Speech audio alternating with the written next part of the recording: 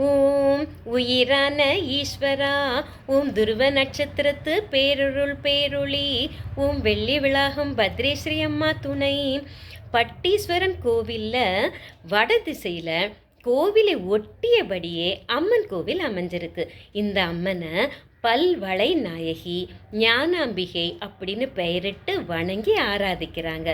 இந்த அம்மன் சந்நிதியில் அம்மன் சிவபெருமானை நோக்கி தவம் இருந்ததை குறிக்கும் வகையில் தலையில் கை வைத்து அம்மன் ஒற்றை காலில் தவம் இருக்கும் காட்சி இருக்குது.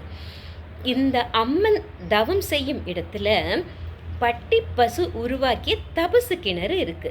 இந்த தபசு கிணறுலேருந்து தண்ணீர் இறைத்து அதை தீர்த்தமாக தெளித்து கொண்டு தான் அம்மனை வழிபடுறாங்க. இது இந்த கோவிலோட வழக்கம்.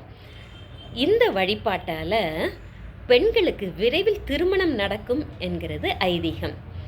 பிரிந்த கணவன் மனைவி இந்த ஸ்தலத்துக்கு வந்து வழிபட்டா அவங்க மீண்டும் ஒன்று சேர்ந்து நலமாக வாழ்வாங்கங்கிறதும் ஐதீகம்.